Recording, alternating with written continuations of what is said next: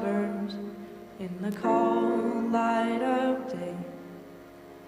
There in the midst of it, so alive and alone, words support like bone, dreaming of Mercy Street, where you're inside out, dreaming of mercy.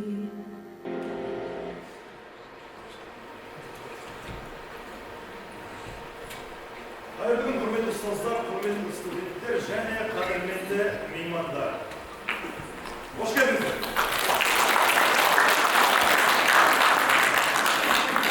Ama sizler көрген beyne, o öz basınızdan ya olmasa жақыныңыздың басынан өтірі өте мүмкін және ықтимал. Сіздердің араларыңызда полиция қызметкерлері, адам құқығын қорғау бойынша жұмыс жасайтын мамандар және психолог ұстаздарымыз бар. Біз Атырау қаласында осы жиналысты 100-ші, я болмаса 1000-ші мәрте өткізгелі отырмыз. Тіпті керек десеңіздер, біздің еліміздің түкпір-түкпірлерінде, облыстарда, аудан орталықтарында, ауылдарда әртүрлі семинарлар, жиналыстар өткізіліп отыр. Себебі неде? Себебі сіздер Қазақстан Республикасының Қылмыстық кодексінің 115-1 бабы бойынша естіп көрдіңіздер. Ол сталкинг. Сталкинг деген. Қалқабаев.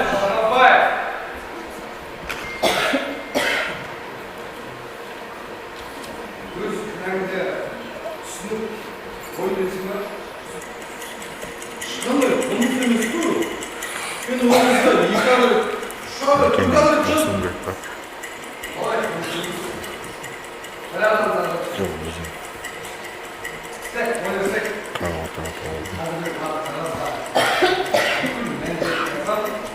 Сен маған өздіріп қоспай, арты сүрсіз, әрі түсіндік көресің. Бейсік па?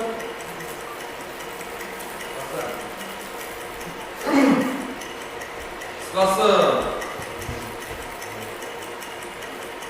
бізді Айгерімнің ортақ танысымыз Айбек таныстырған болып, таныстырғанда Айбек маған Айгерім сырттай көрсетті. Ол маған бірден запақлы.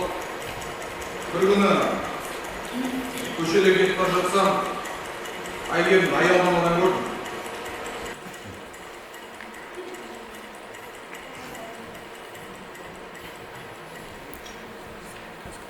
Айгерім, үйет, қалайсың? Иманға кететін. Мен сен білем Айгерім екен. Кім? Қалай үшкі? Айбектер, маған көрсетсең.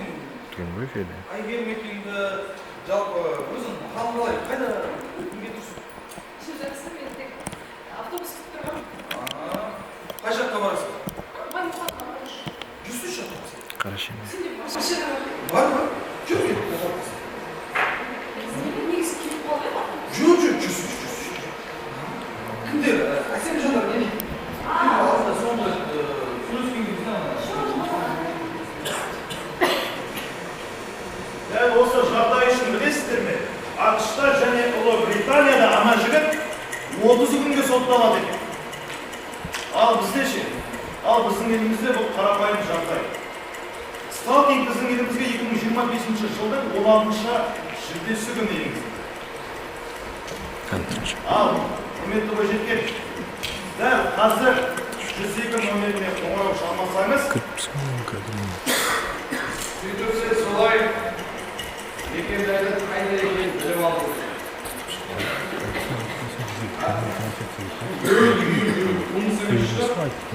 Сосын әрі қарай келеді. Сөйтіп екеуміз бір аптадай сөйлестік. Кейін маған жауап қайтарады ғой. Бір-екі рет жаздым, болмады. Инстаграм парақшасын аштым да, қандай көлдің ататын таптым, қандай жерлерде отыратын көрдім. Сөйтіп тәуелсіз бірден үйіне барып ұйғардым.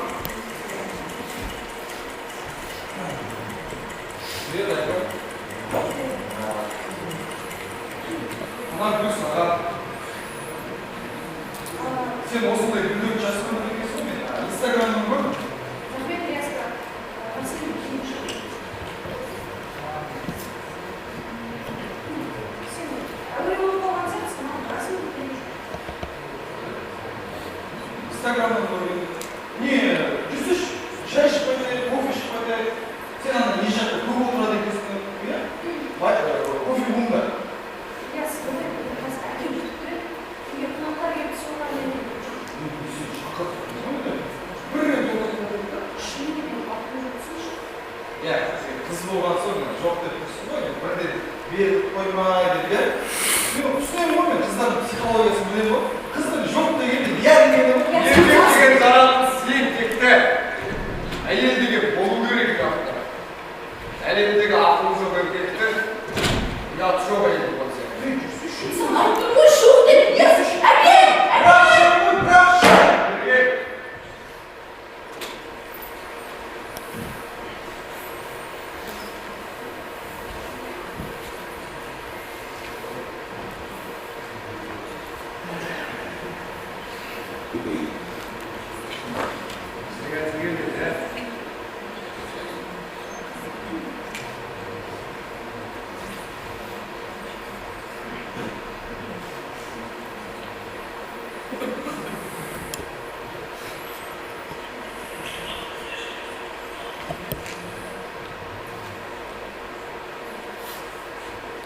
Алло.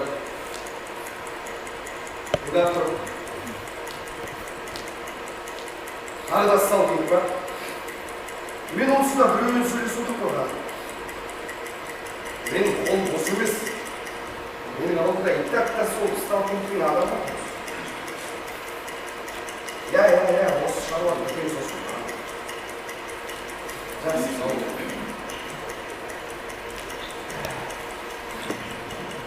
Абай, Менің уақытым жоқ. Сен сияқтылардың жүзі бар мына. Несі бар? Мен оның әрбірінен видео алып жүрмін. Қайсына? Мынаке петличка болып жатады ма? Ошада пушка. Болды.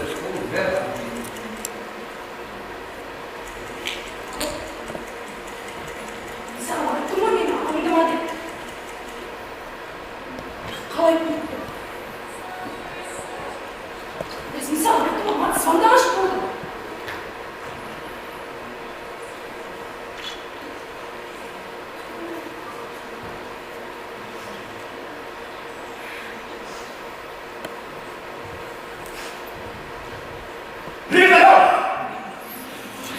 Hadi жақсың ба? Не бол? Жылағансың ба? Біреу тиіссе айтшы ма? Смат, маған Бері баш. Станша. мұндай емес. Енді. Маған қарашы міне. Маған күнде осылай жаза береді. Сосын, қай күн осылай жазып береді. Мен айттым жазба дедім, блокировать еттім, қайтып жаңа номер алады да қайтып жаза береді маған. Не істеймін, не жүрмін. Әлбек ресктеп қойма. Солай жүріп кетіп қалғанлары да. Үйімді біле қалды. Үйіне кетеді. Адам береді. А сен неге хабарласпайсың? Қалай кімге? Енді ата-анаңнан ұялсаң, бізден ұялсаң, бізден хабарласың. Полиция бар емес. Маған ешкім сенбейтін шығар. Осы не дейді? Ешкім сенбейтін шығар. Енді кімге хабарласасың? Мен көрейін, қорқытпаймын. Не істеймін? Полицияға хабарласып өзі реттейді ғой. Сол үшін жүрген жоқ қой. Кетіп жүр. Бізде сау.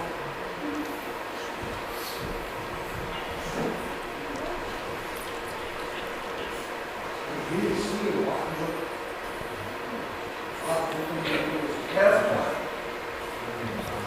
Ой, езік істің. Ақ, burasını күшік.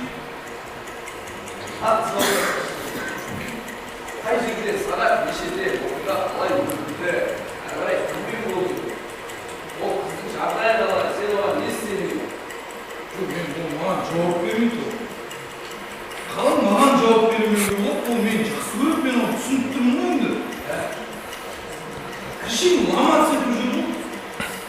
үстіне сыйлықтарын алынды.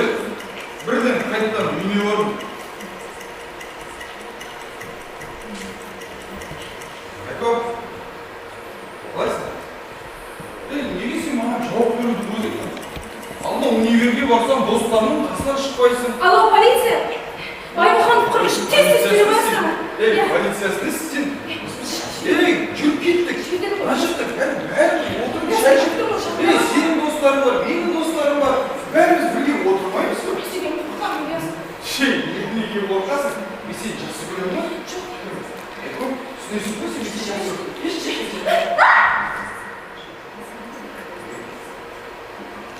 Басымсың ба? Мен саған сені жақсы көремін деп айтып тұрмын. Сендер неге қыздар осындайсыңдар, а? Өтірік, жоқ, ана, өздерінің құндарыңды өтірік. Не болды? Жоқ деген сайын бағалы боласың ба? Мен саған жақсы көремін деттім. Мен саған жақсы көремін деттім.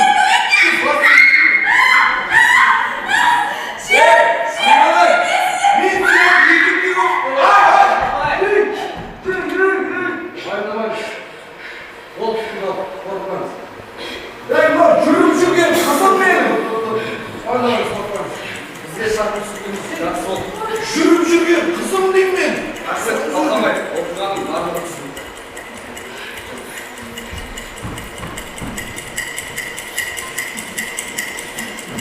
Ол қыз дер кезінде 102 номеріне хабарласып, полицияның қызметіне жүгінді. Ал егерде дәл осы жағдайда қателік кеткен болса, адам өлімі орын алады. Құрметті бойжеткен, қазір қосылатын видеоға мұқият қараңыздар, және ма? Себебі бүгін кеткен қателік ол сіздің өміріңізге я болмаса жарқыныңызға зиян келтіруі мүмкін.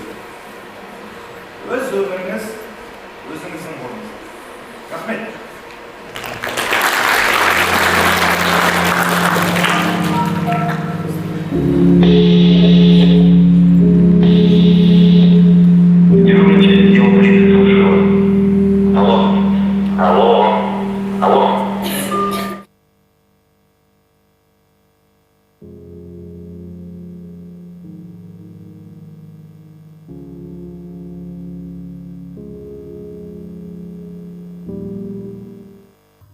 Жастар театрына тағы бір қол шапалақтап қояйық.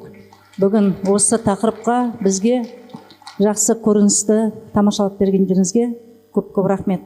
Қайырлы күн, құрметті қонақтар, спикерлер, студенттер, профессор оқытушылар.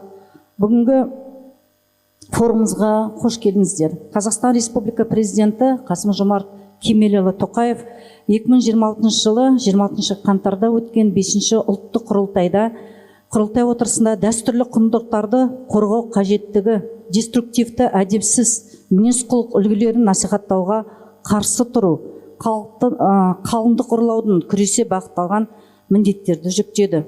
Осыған орай елімізде 8 ақпан 9 наурыз аралығында некеге мәжбүрлеу, сталкинг және әйелдерге қатысты өзге де зорлық-зомбылықтың түрлеріне қатысты құқықтық сауаттылықты арттыру және нөлдік төзімділік қалыптастыру жөніндегі ақпараттық науқан басталды.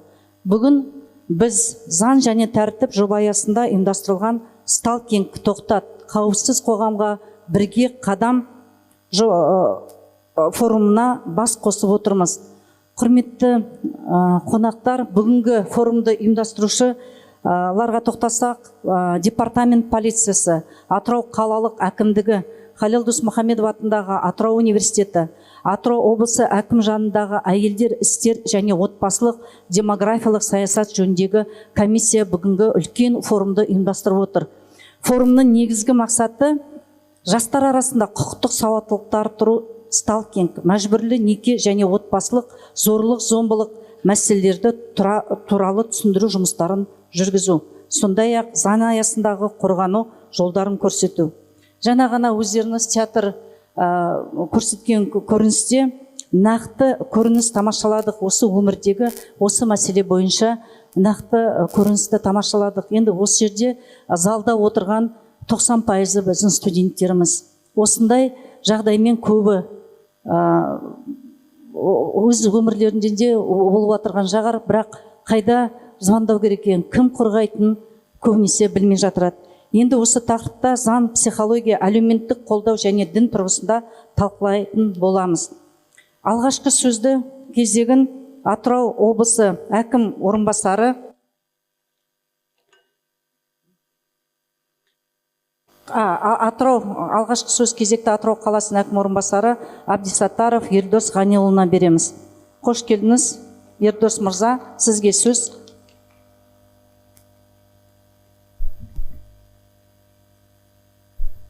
Қайырлы күн, құрметті форум қатысушылары. Бүгін біз сталкинг, мәжбүрлі неке және отбасылық зорлық зомбылық сияқты қоғамдағы өзекті мәселелерді талқылау үшін жиналып отырмыз. Бұл жеке мәселе емес, бүкіл қоғамның қауіпсіздігіне қатысты маңызды тақырып. Әрбір азаматтың құқығы заңмен қорғалады, ал кез келген қысым зорлық зомбылық жауапкершілікке алып келеді. Бүгінгі форум осы мәселелердің алдын алу және құқықтық қорғау тетіктерін бірлесіп талқылауға арналған маңызды алаң. Және де айтқым келетіні, әрбір адам өзінің жеке қауіпсіздігіне, өз өміріне құрметпен қарауға лайықты. Рахмет. Рахмет, Ердос Ғанилұлы, өзіңіз айтқаныңыздай, заң үстемдігі кез келген құқық бұзушылықтың алдын алу деп айтып отырмыз. Осы ретте сөз кезегін Атырау қаласының прокурор орынбасары Валерий Саясатұлы Лоқпановқа береміз.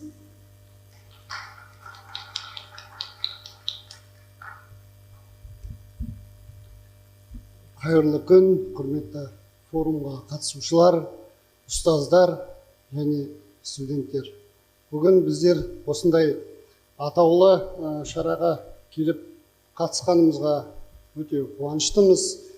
Бір жағынан өздеріңізге заң тұрғысында түсіндіргіміз келеді. Бұл жаңа спикер айтып кетті, 2025 жылы шілде айында қол қойылып заңды күшіне енді. Сіздерді заң және тәртіп идеологиясын, яғни Қазақстан Республикасы президентінің бастамасын қолдауға және де әр уақытта заңды сақтауға, тәртіпке бағынауға шақырамыз.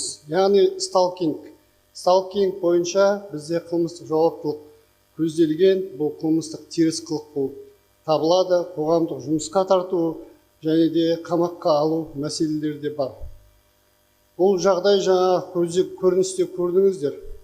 Көрініс шынайы жағдай. Сол себептен полиция органына 102-ге хабарлама түскен жағдайда дереу қамаққа алыну қаупі бар. Яғни оның ең ауыр жазасы 50 тәулікке дейін қамаққа алу көзделген. Енді қала прокуратурасы әр уақытта жалпы жастармен, студенттермен кездескен кезде де бұл өзіміздің, сіздердің қауіпсіздіктеріңізді біздер қатаң алаңдаймыз.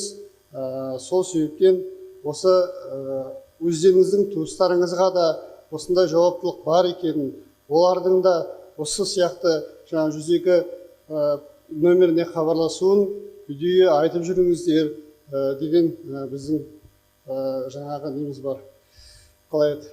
Тілегіміз бар. Көп рахмет. Енді қосымша сұрақтар болса, қазір қоюларыңызға болады. Мен осы Атырау университетінің түлегімін. 2013 жылы осы Атырау Халел Досмұхамедов атындағы Атырау мемлекеттік университетін аяқтағанмын. Рахмет көп.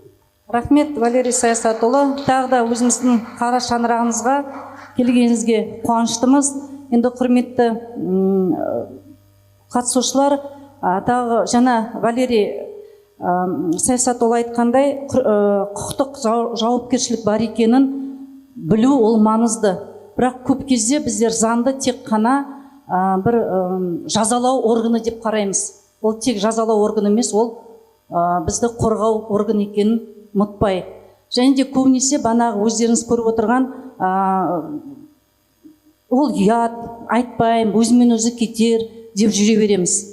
Заным бар екенін, қайда хабарласу керек екенін, өзіміз сол мәселені ары қарай өсіндірмеу үшін біздер кімге хабарласпай өзіміз енді бана айтқандай қыз балада ол ұят болады, әкеме айтпаймын, жаңағы жанұяға айтпаймын деп жүріп қалып отыр, иә.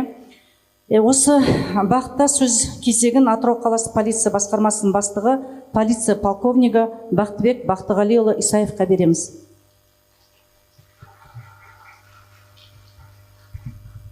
Қайырлы күн, құрметті форум қатысушылары. Полиция қызметкерлері күн сайын азаматтардың қауіпсіздігін қамтамасыз ету үшін қызмет атқарып келеді. Сталкинг, отбасылық жанжал, мәжбүрлі неке фактілері бойынша әрбір өтініш тіркеледі және де заң аясында қаралатын болады. Жәбірленушіге қорғау нұсқамасы беріледі, құқықтық көмек көрсетіледі, дағдарыс орталығына жолдама ұсынылады. Біз профилактикалық жұмысты күшейтіп, түсіндіру іс-шараларын тұрақты түрде өткізіп келеміз. Алайда қоғамның белсенді ұстанымы да маңызды. Үнсіз қалмаңыздар. Заң сіздің жағыңызда, заң және тәртіп бұл ортақ құндылық. Назарыңызға көп рахмет.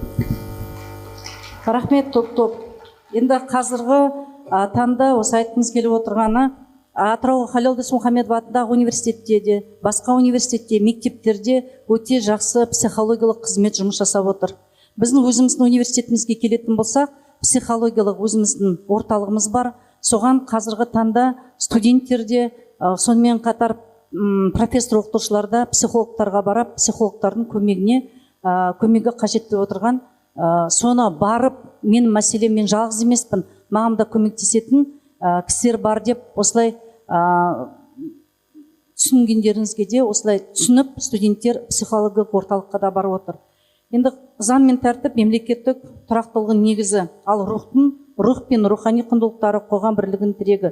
Осы орайда біздер қазір сахнаға өзіміз Халел Досмұхамедов атындағы Атырау университетінің түлегі, Құрманғазы атындағы Мәдениет сарайының әншісі Мырзахмет Ержанның орындауында қазағым қасиетті, қазағым қасиетінен айналайын әнімен шақырамыз.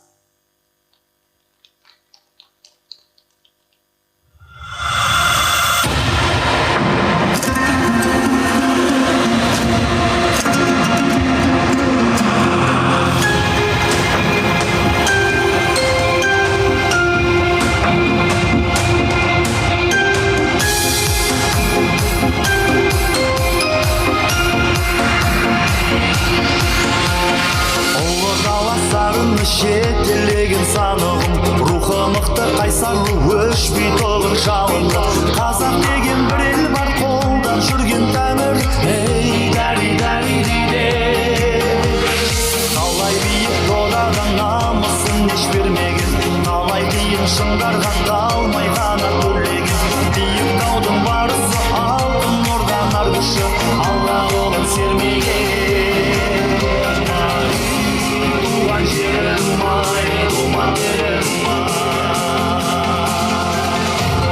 Ағайында тербетілген сан шапағы туған елім ай, туған елім ай. Нұрын шашып жер бетіне сән салтанат құрған елім ай.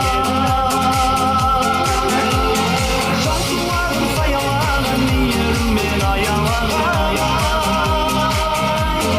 ұлы далам, алтын бесік мекені. Қазағым қасиетімнен айналайын. Күнімізді жуақты, өнімізде қуатты, қыздарымыз қылықты, ұлдарымыз ұятты. Бар байлықты бір алла бізге ғана сыйлады, ей дәри. Алға бастың бірлігі төрілмеген түндегі, қарқан мінез қазағым тойсыз өтпес бір күн.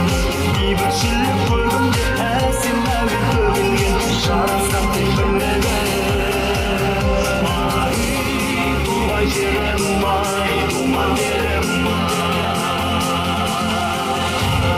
ағайында тербетілген сан шапағы туған елім ай, туған елім ай. Нұрын шашып жер бетіне сән салтанат құрған елім ай. Жан шуағын саялаған мейіріммен аялаған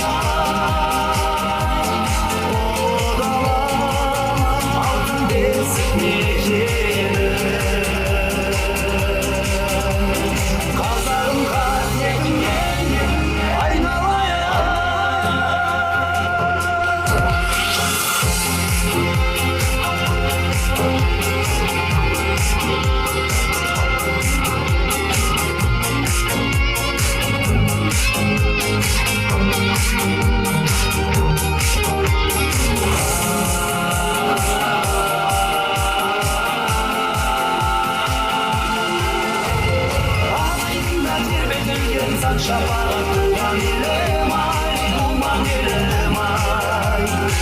Шашып жербетіне сән салтанат құрбан елім ай. Жан шуағын саялағын мейіріммен аялаған ұлы далам алтын бесік мекені қазағым қасиетімнен айналайын.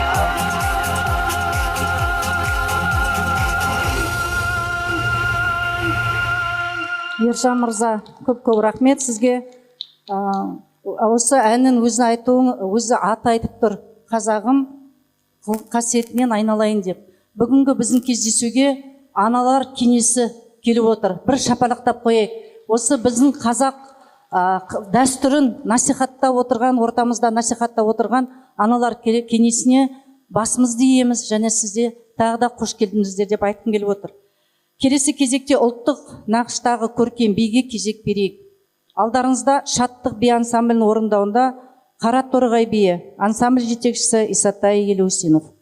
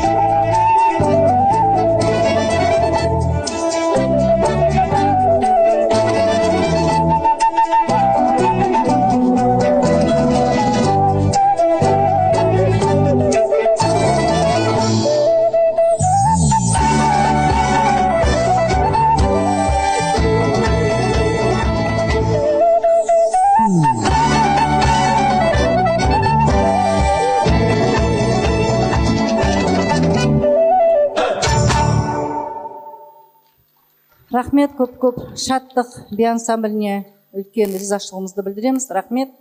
Құрметті қонақтар, құрметті қатысушылар, енді өзіміздің форумымыздың мазмұнды бөліміне көшсек, спикерлерімізді сахна төріне шақырып, ортаға жайғасуларыңызды сұраймыз. Атырау облысы бойынша адам құқықтары жөніндегі уәкілі Абдолов Амангелді Аманиязұлы. Атырау облысы әкімінің жанындағы әйелдер істер және отбасылық демографиялық саясат жөніндегі комиссия мүшесі Жайлаубаева Данагүл Бақчанқызы. Тұрмыстық зорлық-зомбылық құрбандарына арнаулы әлеуметтік қызметтер көрсету орталығы коммуналдық мемлекеттік мекемесінің директоры Жаникешев Баубек Женисович. Атырау облысы дін істер басқармасының теолог маманы Сариев Сұлтангелді Серікұлы. Және Атырау облысы полиция департамент отбасы тұрмыстық зорлық-зомбылыққа қарсы күрес бөлімінің аға инспекторы полиция майоры Мұратова Айгерім Мұратқызы. Қош келдіңіздер, тағы бір шапалақтап жіберейік, спикерлеріңізді қарсы алайық. Ендеше тақырыпқа қысқаша тоқталатын болсақ, Тақырыптың аты да өзі айтып отыр, сталкинг тоқтат, қауіпсіз қоғамға бірге қадам деп. Сталкинг адамды жүйелі түрде қудалау, анду және жеке өміріне заңсыз араласу. Ол жеке қауіпсіздікке қауіп төндіреді және заңмен жазаланады. Мәжбүрлі неке адамның еркін келісімсіз неке тұруға мәжбүрлеу. Қазақстан заңнамасына сәйкес неке тек екі тараптың ерікті келісіммен ғана қиылады. Оны бәріміз де білеміз, бірақ бүгінгі тақырыпта осы мәселелер бойынша айтылады. Отбасылық зорлық зомбылық тек физикалық күш қолданумен шектелмейді. Оған психологиялық қысым, қорқыту және экономиялық шектеуде жатады. Осы аталған тақырыпта полиция қызметкерлерінің түсірілген видеоролигімізге назар аударсақ.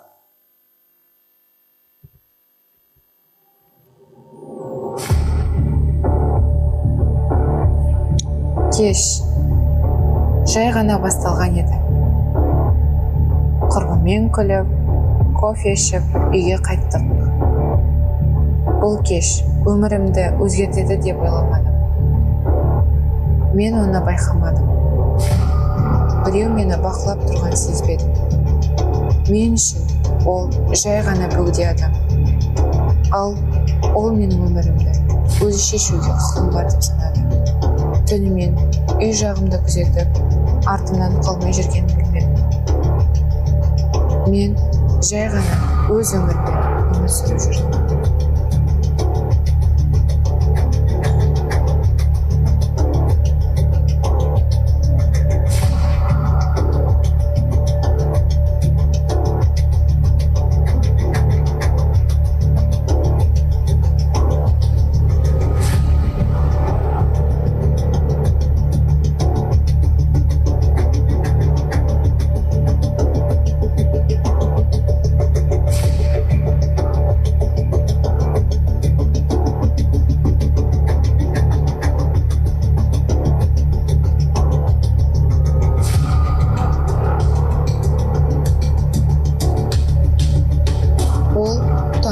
Болды, мен жоқ дедім. Менің жоқ дегенім анық жауабы. Бірақ ол үшін кедергі ғана болды. Бір сәтте бәрі өзгерді. Айқайым көлік есігін тас жабылған дыбыс болды. Тыныштық. Менің еркімді ешкім сұраған жоқ. Салт дәстүр үйреніп кетесің деген сөздер естілді. Бірақ зорлықтың дәстүрі болмайды. Махаббат қорқытумен басталмайды. Мен қарсылық көрсеттім. Мен жыладым. Мен қорықтым. Ол мені ұрды. Сол сәтте мен түсіндім. Егер мен үнемесем, бұл тоқтамайды. Дірілдеген қолыммен 102 нөмірін тердім. Өйткені бұл махаббат емес, бұл қылмыс. Мен кінәлі емеспін. Мен ешкімнің меншігі емеспін. Мен таңдау жасауға құқылымын.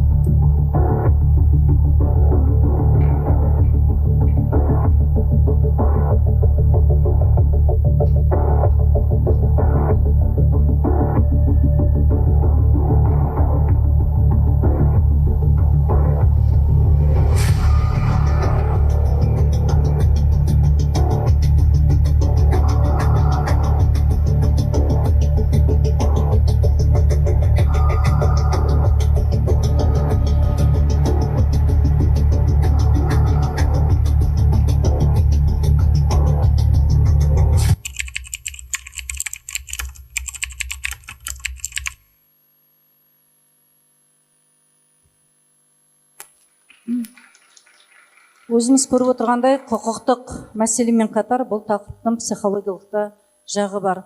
Көп жерде өзімізге психология жағына ықпал түсіндірме жұмыстары жетпей жатуы да мүмкін.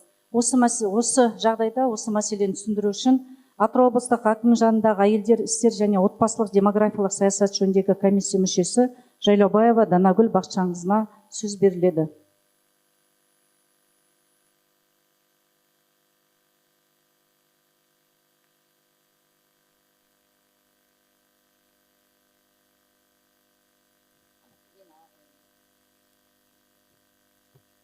Қайырлы күн, құрметті бүгінгі форумға қатысушылар. мына жерде өзімнің түлеп ұшқан университетіме және өзімнің ең алғашқы еңбек жолымды бастаған осы университетке бүгін мінекей жылдар өте келе кәсібімді жетілдіріп, білімімді толықтырып, өмірлік тәжірибеммен осыған дейінгі жүріп өткен жолымның нәтижесінде осы жерге арнайы спикер болуға келгеніме өте қуаныштымын. Өкінішке орай қазіргі қоғамда сіздердің алдарыңызда өте ауыр тақырыпты көтеруге мәжбүр болып тұрмын. Өйткені ол тек қана бұл жердегі бір күндік мәселе емес, жалпы мемлекетіміздегі үкімет тарапынан қоғамды мазалап отырған үлкен мәселе. Сондықтан бүгін сіздерге мен лекция оқып, немесе бір нәрсені үйретуге емес, осы жерде отырған дені 90% жастар деп жатыр. Осы жастарға бір ой салатындай дүниелерді өздеріңізбен бірге бөлісуге келген болатынмын. Жалпы мен кіммін? Мен осы білім мен тәрбие саласында 20 жылдық тәжірибем бар. Осы университетте білім алып, осы жерден алғашқы еңбегімді бастап, қазіргі таңда тұлғалық даму орталығын ашып, біздер Атырау қаласында Жайық Бено мектебінің базасында ашылған. Осы жерде біздер жастарды, жасөспірімдерді, ата-аналарды өмірде табысты болуға қажетті саналатын дағдыларды үйретуге арналған кеңістік ұйымдастырған болатынбыз. Ол жерде біздер жаңағыдай айтып отырған эмоцияны басқару, өз-өзіңе сенімді болу, мақсатыңды жоспарлау, коммуникация, келіссөз жүргізу, конфликтті басқару деген сияқты болашақта сіздер сияқты үлкен кәсіби ересек өмірге аттанатын жастар үшін қажетті дағдыларды үйретуге арналған түрлі оқыту курстарымен, тренингтарды, шеберлік сағаттармен кездесулерді ұйымдастырамыз. Енді бүгін әрқайсыңызға сұрақ қойғым келеді. Сіз үшін қауіпсіздік деген ол не? Ойланып көріңізші. Егер бала үйде күнде айқай естіп отырса, ол балада ертең қоғамда сол айқайын алып шығады. Ал егер бала үйінде ата-анасының бір-біріне деген сыйластығын, шынайы махаббатын, құрметін көріп өскен болса, ол бала да ертең қоғамға шыққанда сол алған махаббатын, құрметін өзгелерге де арнайтын болады. Сондықтан мен айтқым келетіні, ең бірінші қауіпсіздік ол біздің үйімізде, отбасымыздан басталады. Ал жаңа осыған дейінгі бірінші бөлімде көрсеткен құқық қорғау органдары, мысалға, заң, оның барлығы бар, оның барлығы өз деңгейінде жүреді. Бірақ көшедегі патруль, рейд, біздің заң қызметкерлері, тәртіп сақшылары, оның барлығы өз деңгейінде жасағанмен, бұның ең түпкі тамыры тереңде. Ол әрине үйдегі отбасының тыныштығы, отбасындағы қауіпсіздік. Осы сөзімді қорытындылай келе, мен қауіпсіздік отбасының формуласында әрқайсыңыз өзіңіз үшін, мысалға, қауіпсіздік отбасының 5 негізгі қағидатын не деп алар едіңіз? Жастар, өздеріңіз бір сәтке ойланыңызшы. Күн ертең қолдарыңызға диплом алып, үлкен өмірге аяқ басасыз. Кәсіби маман боласыз, отбасын құрасыз. Сол жерде сіз өзіңіздің отбасында қандай қағидаларды негізге ұстанар едіңіз? Біз осындай кездесулерді қазір әкімдік жанындағы комиссия мүшелерімен барлық колледждарда, оқу орындарында өткіземіз. Және балалардың қолдарын көтеріп тұрып, мен отбасымда құрметтің болғанын, сенімнің болғанын, ашық диалогтың болғанын, қолдаудың, шекараны сақтауды қалаймын дегені біз үшін үлкен қуаныш ұялатады. Яғни қазір біздің жастарымыздың таңдауы дұрыс, ойы анық, бағыты түзу деп айтуға болады. Сондықтан осылардың ішінде өзіңізде ойланыңыз, қазірден бастап болашақта мен отбасымда қандай қауіпсіздіктің негізгі қағидаттарын ұстанамын деп. Ал егер бұл зорлық зомбылық белгісі болған болса, не істейміз? Ең бірінші, үнсіз қалмаңыз. Өзіңіздің айналаңыздағы сенімді адамға бөлісіңіз ақпаратпен. Әрине бізде психолог мамандары бар. Арнайы сенім телефондары қызмет етеді. Қазір республика бойынша орталық колл-центрлар, балалардың құқықтарын қорғау, отбасын қолдау орталықтары, 111, 112, дағдарыс орталықтары бар. Өкінішке орай, ол бізде бар. біздің мына қаламызда Алмагүл мөлтек ауданында арнайы дағдарыс орталықтары қызмет етеді. Ол жерде үйінде зорлық зомбылық көрген әйелдерге, балаларға қорғау, заңгерлік көмек, психологиялық көмектер ұйымдастырылады. Сондықтан біздің мемлекетте ең бірінші отбасы, бала, әйел құқығы қорғалатынын естен шығармайық. Және осы жерде ой түйгім келетіні, көмек сұрау ол әлсіздік емес. Егер де осындай белгілерге куәгер болсаңыз, немесе соның жәбірленуші болсаңыз, міндетті түрде айналаңызда көмек болатынын біліңіз. Сонымен зорлықсыз өмір мәдениеті дегеніміз не? Бұл тек ұрмау емес. Кейде біз ойлаймыз, жаңағыдай көріністі айтты ғой, мен ұрған жоқпын. Ол менің жүріп жүрген қызым деп. Ал шындығына келгенде, ол қызда үрей, мазасызданық, мысалға, өз-өзін жаңағы әлсіз сезіну эмоциялары көрінді. Бұл дегеніміз осы мынау зорлықтың тағы да бір психологиялық түрі болды. Сондықтан қауіпсіздік дегеніміз бұл қорқыныштың жоқтығы емес, бұл сенімнің бар болуы. Егер ол қыз жаңағы ер азаматқа сенімін білдірген болса, ол өзін қауіпсіз сезінер еді, және арты осындай келеңсіз жайларға әкелмес еді. Сонымен, құрметті жастар, замандастар деп айтқым келеді. Өйткені бәріміз де бала тәрбиелеп отырмыз. Менің де балаларым бар. Жуырда мен әже болдым. Сондықтан мен өз отбасымда және болашақта сіздерге ең бірінші бала үйінде өзін қауіпсіз сезіну керек. Сонда ол әлемнен қорықпайды. Ешкімге ашу ызасын білдірмейді. Ал әлемді қорықпайтын ұрпақ сол қауіпсіз қоғамның іргетасын қалайды. Сондықтан қауіпсіздік бұл жай ғана бағдарлама емес, ол күні кеше шыққан заң болғанмен де, ол біздің түпкі дәстүрімізде, біздің отбасымыздың мәдениетінде, мынау ақ жаулықты аналарымыз отыр ғой төрде, осы әжелеріміздің айтатын ақыл кеңестерінде, жалпы біздің қазақтың этнопедагогикасындағы әрбір айтылатын мақал, нақыл сөздің түпінде үлкен тәлім тәрбие жатыр. Ұяда не көрсең ұшқанда соны ілесің демекші, ұяда бала өзін қауіпсіз, өзін жаңағы сенім ортасында тәрбиеленген болса, махаббатымызды аямайық, және осы мәдениетімізді, қауіпсіз мәдениет қоғамды бірге құрайық. Құрметті менің замандастарым, жастарым және алдыңғы буын ағалар мен әпкелер. Бүгін осы орталықта бізге мүмкіндік берген үшін мен үлкен ұйымдастырушыларға алғысымды білдіремін. Және мынау айтып отырғандай, Атырау қаласында Дана ой тұлғалық даму орталығы қызмет етеді. Бізге көптеген ата-аналар келеді, балам ұяң, жаңағыдай ортаға шыға алмайды, қарым-қатынас орната алмайды. Біз әр жас ерекшелікке сәйкес, ол тіпті үлкен адамдарда да болады. Мен ортаға шығып сөйлей алмаймын, мен өз ойымды білдіре алмаймын, мен жаңа келіссөз жүргізе алмаймын деген сияқты. Ол біздің кәсіби де қызметімізге маңызды. Сондықтан біздің Атырауда осындай мүмкіндік бар, орталық қызмет етеді. Инстаграм парақшасының сілтемесін арнайылап сіздерге алып қойдым. Қараңыздар, жазылыңыздар. Болашақта мәдениетті, қауіпсіз қоғамды бірге құруға, атсалысуға шақырамын. Назарларыңызға рахмет. Рахмет, Дана Жайлаубайқызы. Бана өзіңіз айтқандай, ең алдымен азаматтардың құқығы қорғалу керек деп отырсыз. Осыған орай келесі сөзді Атырау облысы бойынша адам құқықтары жөніндегі уәкіл Абдолов Амангелді Аманиясұлына береміз. Қайырлы күн, құрметті форумға қатысушылар, форум қонақтары және осы форумды ұйымдастырушылар. Бүгін көтеріп отқан мәселе қазіргі заманғы ең өзекті мәселелердің бірі. Сондықтан бұл білуді де, сақтануды да, қорғануды да қажет ететін мәселе. Сондықтан тағы да осы өзім сөзін бастамас бұрын осы шараны ұйымдастырып жатқан ұйымдастырушыларға өз ашығымды айтқым келеді.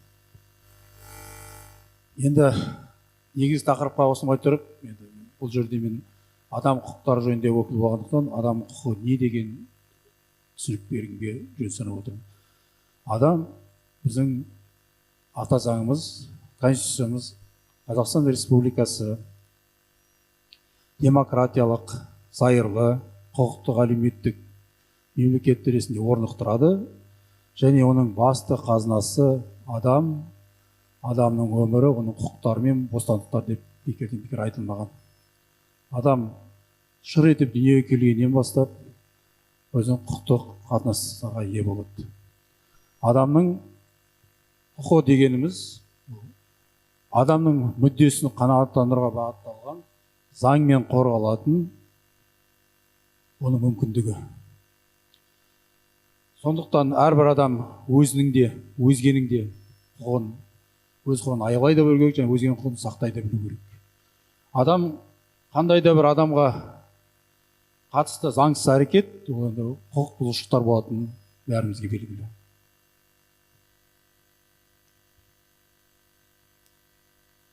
Енді Қазақстанда қылмыстық кодекске жаңа осы атқан әріптестеріміз айтқандай сталкинг ұғымы енгізілген болатын. Енді адамды аңдып, қорқытқандар қылмысты жазаға тартылатын болады. Сталкинг дегеніміз, мысалы ағылшын тілінен айтқанда, адамның өміріне кедергі келтіретін және тіпті қорқыныш тудыратын мінез құлық болып табылады. Ол әртүрлі әрекеттерге көрініс табуы мүмкін. Ол жаңа бізде осы жерде көрсеткен көріністе де, осы мен алдында сөйлеген әріптестердің сөздерінде де айтылды. Жасыратын жоқ. Ол бұрыннан да біздің арамызда бар, бірақ біздің ортада бұны бір көңілмен айтқанда ол жақсы көргеннен, ұнатқаннан деген сияқты бір сондай түсінік қалыптасты. Бірақ әр адам құқы заңмен айтады, бастамыз қорғалуға да жат, және адам құқы қандай да бір адамға еріксіз, заңсыз әрекет жасалғанда адам қорғалумен қатар құқықты жауапкершілікке пайда болатында адам ескерген жөн. Міне сталкинг қазіргі кезде сондай біз әрекеттердің бірі. Бұл енді сталкингтің әртүрлі қазіргі кезде негізіне алғанда түрлері болады.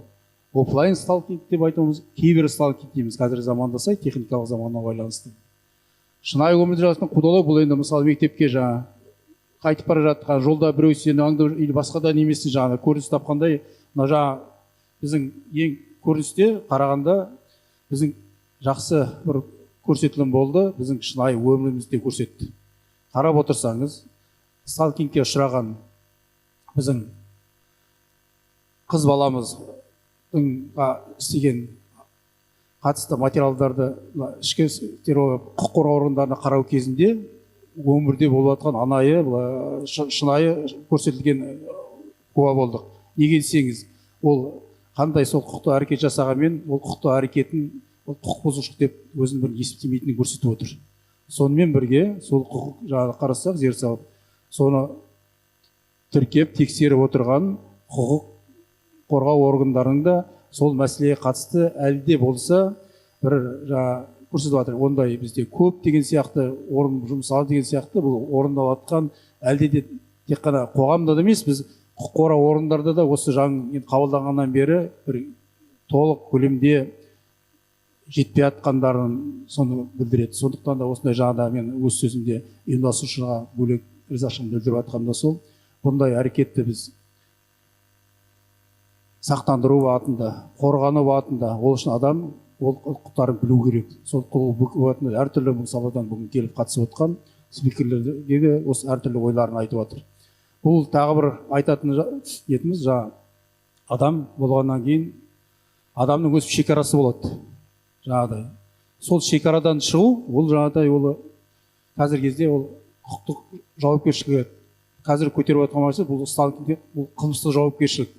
Бұл сталкинг жөнінде қылмыстық кодекске былтырғы жылы енгізілген ұсыныстар, бұл негізінен енді 115-1 бабы дейді, бұл негізі аса ауыр қылмыстар қатарына жатпайды.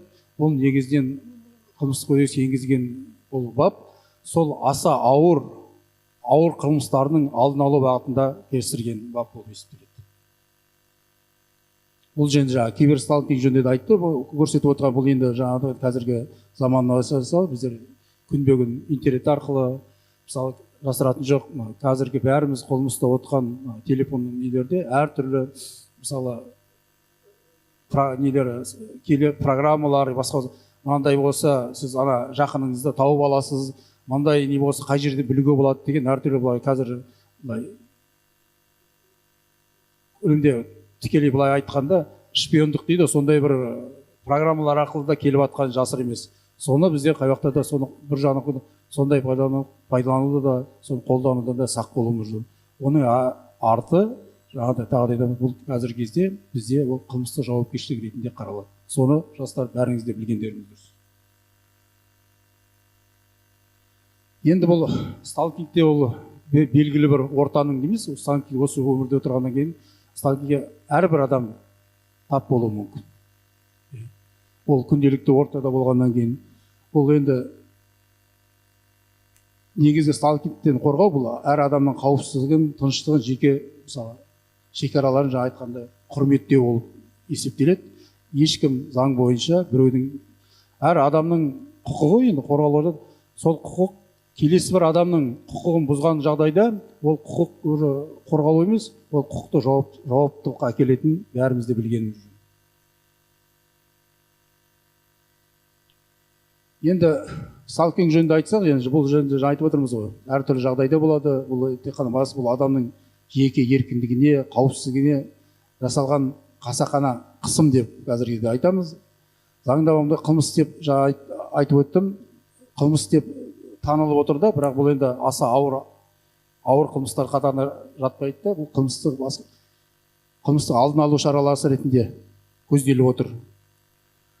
Бұл енді көп жағдайда жаңағыдай адамның бір-біріне деген көңіл бөлуі, бір адамның үнемі бір-бірінде жаңағыдай қоңырау шалуы, жаңағы әріптестерім осы уақытқа дейін айтты, сондай бағытта қолданылады қазіргі кезде. Бұл өзі адамның өз шекарасынан жаңағы қауіпсіздіктен шығудың есебі. Негізінен бұл көп жағдайда көріп отырмыз, айтылған спикерлердің де бұл қыз бен бала арасында, ер мен әйелдер арасында сондай жақта бір-бірін аңдау, жағдай, соларға бір болған жерін жұмысына дейін бару, сондай көп жағдайлары кездеседі. Бұны жаңа айттым. Көп уақытта да біздер осы уақытқа дейін сондай бір көңілмен алып келдік. Жаңағыдай ұнатып қалғаннан болар, бізге жақсы көргеннен болар деген сияқты. Бұның арты қазіргі кезде жасыратын жоқ, үлкен бір ауыр жағдайға да соқтырып жатқаны жасырын емес. Күні кеше бәріміз де мына әлеуметтік желі арқылы естіп жатырмыз. Біздің оңтүстік облыстарда, Шымкент қаласында болған жасөспірімге қатысты оқиға. Ода да осындай бір соны сталкингтің кесірінен болған. Сол жасөспірім қыз балаға қатысты, сол кезде әлеуметтік желіден біз толықсымен таныспай, әлеуметтік желі жеткен бізге материал құжаттарға, мәліметтерге қарағанда, ол қыз бала негізінен сол кезде бірнеше рет осыған қарсылық білдіріп, құқық қорғау орындарына арыздарын берген де, бірақ сол кезде тиісті шешім алынбауына байланысты арты осындай жағдайға ұшырап отыр. Сол кезде тиісті жағдайлар алған жағдайда сода мүмкін алдын алуда мүмкін болған болар еді деп ойлаймыз. Өздеріңіз білесіздер, ол жөнінде көптеген адамдар жауапкершілікке тартылғанда, бұның өзі қазір біздің өңірімізде, ортамызда болып жатқан және одан тағы да сақтанатын, қорғанатын шаралардың бірі болу керек. Қоғам енді қазіргі кезде бір орында тұрмайды. Мен сталкингтің сөзі бұл айтқанда біздің ортамызға жаңадан келген, жақын бұрын естімеген термин екенін бәрімізге де жасыр емес. Бірақ енді қазір ортамызда болып, бұл жөнінде де жауапкершілікке тартылып жатқандар да, бұл қалап жатқандар да бұл оқиға бар. Сол үшін барлығымызға да әрқайсымыздың ең басты құндылықтарымыз жауапкершілік екенін бәрін айтқым келеді. Бұл енді сталкинг айтып отырмыз ғой. Ең бірінші қайда да болсын адам өз ортасындағы, айтам, әр адам өзінің де, өзгенің де құқығын сақтайды, аялайды білуге. Сол үшін біз қай уақытта да бір-бірімізге ол көрсетіп, көмектесіп отырғанымыз. Жаңа осы мен алдындағы спикерлерді айтты, қай уақытта да болған жайтты бірден-бір ол бөлісіп отыру керек. Жақынымен, ата-анасымен, ортасымен, болмаған жағдайда құқық қорғау органдары арқылы біз бұндай жат қылықтарды қай уақытта да арамызда алдын алу, жою мәселесі бұл өңірде өзекті болып тұр. Бүгін көтеріп жатқан мәселе жаңадан құқықтар жөнінде біз өтіп отқанымыз, бұл сталкингке қатысты бір құқық бұзушылықтарды жауапкершілігін көрсету или тіркеу бағытында емес, біз осы жерге келіп сіздердің алдарыңызда отырып осындай өзіміз ойымыз білдіріп жатқанымыз, сол құқық бұзушылықтардың алдын алу, болдырмау, соған бәрі жеткізбеу. Сол үшін бәріміз де көп болып осыған үлес қосайық деген келеді. Рахмет сіздерге. Рахмет, Амангелді Аманиязұлы. Жақсы етіп сталкингке, киберсталкинг не екені жақсы түсіндіріп айттыңыз, және де нақты кейстарға тоқталып, өзіңіздің ой пікіріңізбен бөліскеніңізге сізге үлкен рахмет айтамыз. Енді тәжірибе көрсеткенде қиындыққа тап болған адамдарға кедеспен қатар нақты көмек керек. Сол қазіргі таңда Дана Жайлаубайқызы да тоқталып кетті, дағдарыс орталықтары ашылды. Дағдарыс орталықтарында құқықтық психологиялық көмек беріледі. Бірақ осы орталық қалай жұмыс істейді, қандай көмектерді көрсететінін көбіміз білмейміз. Соған осы бағытта ақпарат беру үшін сөз кезегін тұрмыстық зорлық-зомбылық құрбандарына арналған әлеуметтік қызметтік көрсету орталығын коммуналдық мемлекеттік мекемесінің директоры Жанекешев Баубек Женісовичке беріледі. Саламатсыздар ма? Қайырлы күн, осы құрметті осы форумға қатысушылар. Біріншіден, өзекті мәселеде спикерлер айтып кетіп жатыр, өте керемет жиын болып жатыр форум. Біріншіден алғаш ең басты осы форумды ұйымдастырушылар көп рахметімді айтқым келеді. Жастардың арасында қазіргі кезеңде белсенді орын алып отырған сталкинг дейтін. Енді ол соңғы 2015-тен бері шыққанымен, дейтұрғанмен бұрыннан бері мана жақсы көріністер көрсетіп кетті ғой. Ол айналып келіп, отбасы жағдайына да тіреліп жатыр. Сол себепті мына жүргізуші ханым айтып кеткендей, мен тұрмыстық зорлық-зомбылық құрбандарына әлеуметтік көмек көрсету орталығынан келіп отырмын. Сол жердің директор басшысы боламын. Қазір жағдайда, отбасы жағдайында да осындай сталкинг дейтін дүниелер орын алып жатыр. Себебі жас кезінде қандай жағдайда үйленгенін білмейміз, мына әжелеріміз отыр. Үйленгеннен кейін қыз жақсы ма, бала жақсы ма, оны ешкім біліп отырған жоқ. Сол себептен тұрмыстық жағдайда зорлық-зомбылық деп айтылып кетті ғой. Зорлық-зомбылықтың жалпы өзінің 4 түрі бар. Мысалы, психологиялық деп жатыр, экономикалық деп жатыр, жыныстық, сексуалдық. Сосын насилие, 4-шісі. Сол 4 түрі бар. 4 түрмен бізге осы полиция департаментінің участковый инспекторларының баянатымен біздің орталыққа келіп түседі. Ол келіп түскен азаматшаларға бізде іште көрсетілетін 8 бағытта жұмыс көрсетеміз оларға. 8 бағытта, мысалы, тұрмыстық, әлеуметтік тұрмыстық бағытта, әлеуметтік медициналық, психологиялық, педагогикалық, еңбек, мәдени, экономикалық және құқықтық болып. Өзіміздің ішімізде мамандарымыз бар, психологтарымыз бар, заңгерлеріміз бар,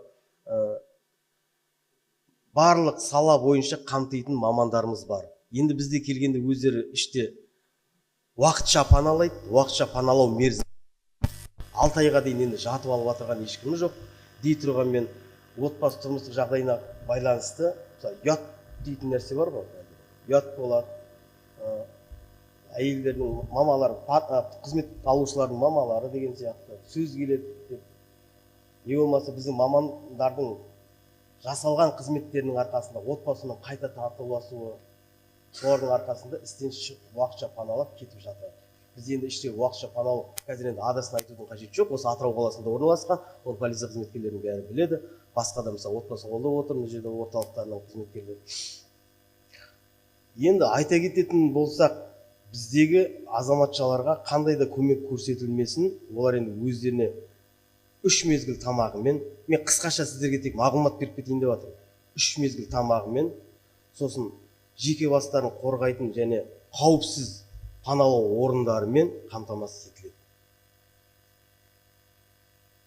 Сонымен қатар, мана айтып кеткендей, психологиялық көмек, заңгерлік көмектер, сосын басқа да орталықтардың қызметкен, басқа да ұйымдардың, аналар орталығы дейтін бар, ана мен бала дейтін орталықтар, солардың шақыртуымен оларға да тағы да басқа да іс-шаралар арқылы көмектер көрсетіліп жатыр. Менің баяндамам қысқаша сіздерге аяқталды. Сұрақтарыңыз болса, қоя беріңіздер. Рахмет, Баубек Женісұлы. Қазір сұрақ жауап, осы спикерлер бәрі өздерінің баяндамаларын айтып шыққаннан кейін сұрақ жауап болады. Сізге рахмет. Енді осы жерде жастар отыр, бәріміз бірігіп, аналарымыз отыр, әжелеріміз отыр. осы Қазақстанда, қазақ елінде балалар үйі, қарттар үйі, дағдарыс орталықтарын азаюға жұмыс жасауымыз керек деп ойлаймын. Қазақта қарттар үйі деген болған жоқ, балалар үйі деген болған жоқ. Дағдарыс орталығы деген жақында ғана ашылды. Көмек, нақты көмек керек. Бірақ жастарға тұрмыс құрмастан бұрын ойлану керек. Осындай жұбайларыңыз дағдарыс орталыққа соның көмегіне мұқтаж болмау үшін. Сізге көп-көп рахмет. Қазір сұрақтар болады деп ойлаймын. Және де енді қазір көп соңғы кезде осындай зорлық зомбылықты дінмен, дәстүрмен, сонымен ол біздің дінімізде солай, дәстүрімізде осылай болған деп осылай түсіндіріп ақталуға тырысатын адамдар да бар. Сондықтан бұл мәселеге рухани тұрғыдан да нақты түсіндіру маңызды. Отбасы құндылығы, жауапкершілігі және өзара құрмет туралы дін не дейді? Осы сұрақтарға жауап беру үшін келесі сөзді Атырау облысы дін істер басқармасының теолог маманы Сариев Сұлтангелді Серікұлына береміз.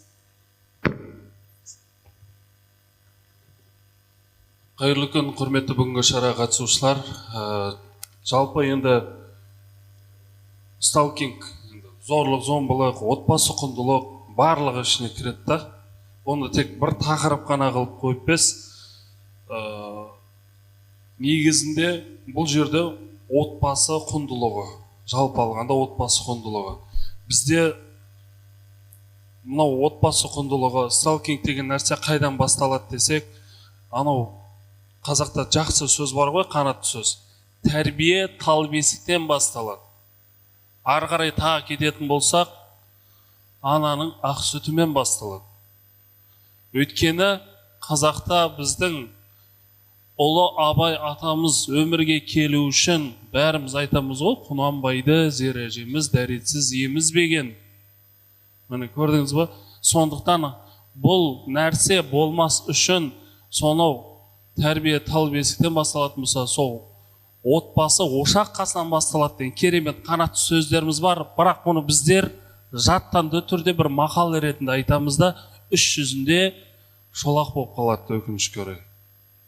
Осындай жиындарда керемет қып айтып келеміз, бірақ іс жүзінде біз жасап жатырмыз ба, соған біз қарауымыз керек. Пайғамбар айтады, біреуді есепке алмай тұрып, өзіңді есепке ал дейді. Біз соны жасап жатырмыз ба? Мәселе сол. Сондықтан да асыл бірінші мынау осы арада отырған жастар өзім секілді, бірінші оларға біз отбасында отбасы құндылығын және рухани тәрбиемізді біз қаншалықты бере алдық? Мәселе сіз айттыңыз ба емес, көрсеттіңіз ба сол маңызды? Іс жүзінде соны сіз өзіңіз дәлелдей алдыңыз ба ата-ана ретінде? Мәселе сол маңызды. Ол сөз бір жақтан кіріп екінші жағынан шығып кету мүмкін, бірақ оны көріп өскен, банағы айтады ғой, тағы да қазақтың қанатты сөздері көп. Ұяда не көрсең, ұшқанда соны көресің. Сондықтан сіз қалай тәрбие бердіңіз, соны сіз өзіңіз жасай алдыңыз ба? Жасай алған нәрсені айта білу керек адам. Өкінішке орай. Өйткені неке, бұл исламда неке деген нәрсе, бұл не? Екі жақтың келісіммен болатын нәрсе біріншіден. Некеде бір жақ келіспесе, ол неке болып саналмайды шариғатта. Біріншіден. Неке бұл аманат. Бұны білу керек. Пайғамбарға келеді, я Расулулла, мен қызымды қандай адамға берем деген кезде Алладан қорқатын дейді. Неге? Өйткені ол алып жатқан аманат екенін біледі. Неге? Бізде жақсы сөз бар ғой, пайғамбарда өзін күйеу баласын құрметтеген, сыйлаған дейді. Неге? Тағы да қараңыздар, әрбір сөздің астарында терең мағына жатыр. Бұны неге айтып жатыр бізге? Қанатты қақтырмай, тұмсықты шоқтырмай, мәпелеп өсірген бір ата-ананың қызын танымайтын бір адам келіп сұрайды. Әкесінен келіп сұрайды, неге сіздің осы жасқа дейін жасап келген қызметіңізді мен ары қарай жалғастырайыншы деп сұрайды. Неге осы? Көрдіңіз ба? Осылай жасаған Әзіреті Әлиге деген құрметі пайғамбардың. Әйтпесе оны алып, банағы орталықтар бар деп жатыр ғой, зорлық зомбылықтан қорғау тағы басқа. Әйтпесе оны алып, ұрып, соғу тағы басқа емес неке. Ол банағы әкенің жасап келген қызметі қандай еді? Сіз өзіңіздің қызыңызды қалай тәрбиелейсіз? Ештеңеге ұрындырмай, қарны тоқ болсын, жоқшылық көрмесін, тағы да басқа нәрселердің барлығын жасайсыз ғой, сол қызметті сіз өзіңіздің мойныңызға жүктейсіз. Неке деген осы, ары қарай сол қызметті ары қарай жалғастыру. Өйткені Құдай тағала әрбір тіршілік иесін жұп қып жаратқан. Әрбір тіршілік иесі бір жұпқа мұқтаж. Сондықтан әрбір адам баласы үйленіп, отбасы құруға міндетті, бірақ ол отбасының құндылығын қаншалықты екенін біз білеміз бе? Маңызды екенін. Ер мен әйелдің, әйел адамның ер адам алдында, ер адамның да әйел адамның алдында өзінің міндеттері бар. Кей кезде дінде жүрген бауырларымыз айтады, аят бар ғой Құранда, әр-риджалу қауамуна лин-ниса, ер адамдар әйел адамдардың қожайыны ғой дейді. Ол қай уақытта? Сен сол банағы пайғамбар айтып кеткен, біздің бабаларымыздың салып кеткен сара жолмен жеткен асыл міндеттеріңізді сіз орындасаңыз қожайынсыз. Жауапкершілігіңізді мойныңызға алсаңыз қожайынсыз. Бұлай түсіндірейінші, бір мекемеге келесіз, мекеменің басшысы сізге бір міндет жүктейді. Мына қарамағындағы адамдарға жауаптысың деп. Сен ол жауапкершілікті алып, соны жасасаң ғана жауаптысың, жасамасаң жауапты емессің. Алла тағала саған бұл әйелді саған жұп қып жаратты да, сен бұға жауаптысың деді ма? Демек сен ол міндеттеріңді орындасаң жауаптысың.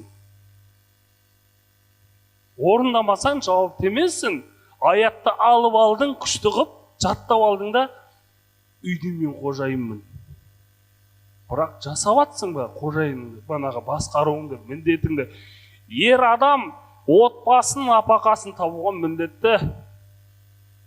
Әйеліне жақсы қарым-қатынас жасауға міндетті. Баласына жақсы тәрбие беру міндетті. Пайғамбар айтады, отбасында ата-ананың баласына берген ең үлкен сыйлығы не? Оған берген рухани тәрбиесі дейді. Бізде жақсы сөз бар ғой, бала-шаған қызығын көр. Бұл бала-шаған қызығын көр деген кезде біз нені ойлаймыз? Астында керемет үлкен бір джип мініп алған, зәулім үй салып алған, акиматта бір күштерге жұмысқа кіріп алған. Жоқ, бұны жоқ кезде де айтты ғой бабаларымыз. Бала-шаған қызығын көр деп. Бұл сөз банағы жүрегіне рухани тәрбиені, ол болса иманды қылып, қыз болса ибалы қылып, тәрбиелеп, кейін соны еліне, жеріне, бана көк туын құлатпаған, халқын еш уақытта жылатпаған, сондай ұрпақ өсірген адамға міне бала-шаған қызығын көр деп айтқан. Ер адамның міндеті осы отбасындағы. Әйел адамның міндеті де дәл солай. Отағасын әкелген нәрсесіне қанағат ете білу, шүкіршілік ете білу, әрине адалынан тауып жатса. Баланың да міндеті ата-анасына деген құрметі болу керек. Неге? Өйткені Құдай тағала сізді өмірге әкелген кезде екі қорғаушы жаратты сеннен бұрын, әке мен ана. Олардың жүрегіне саған деген махаббатты ұялатып қойды. Неге? Сенің қолыңа бір дерт кесіп кетсе, олардың да жаның ашитын қып жаратып қойды. Қараңыз, кереметіне. Сен жылаған кезде түнде оянатын сезім жаратып қойды оған. Сен қиналған кезде оларға сезетін сезім жаратып қойды. Сондықтан оларға құрмет ете білуде баланың да міндеті. Айта берсек, бұл үлкен бір тақырып, отбасы құндылығы. Алла тағала баршамызға отбасының алдындағы әркімнің өзінің міндетін шынайы түрде жасай білуді нәсіп етсін. Рахмет. Рахмет, Сұлтангелді Серікұлы. Енді бағана айтып отырмыз, форумымыз бірінші алғашқы қадамымыз. Әлде де біздің мына жерде тек қана бір 10% студенттеріміз отыр. 9.000-ға жоқ студентіміз бар. Осындай кездесуді біз әлде де өткіземіз деп айтқым келіп отыр. Студенттердің де қазір үлкен сұрақтары бар шығар. Енді өзіңіздің айтқанынан бір түйін, моралдық шекараны бұзсақ, ол құқықты бұзғанда деп айтып отырсыз. Моральный границы деп айтады ғой, соны бұзса, значит, біздер закон тоже нарушили деп. Соны сіз жаңа жақсы келтіріп айттыңыз. Енді тағы бір спикерімізге сөз бергіміз келіп отыр. Атырау облысы полиция департаментінің отбасы тұрмыстық зорлық-зомбылыққа қарсы күрес бөлімінің аға инспекторы, полиция майоры Мұратова Айгерім Мұратқызы. Айгерім Мұратқызы, бізге сөз.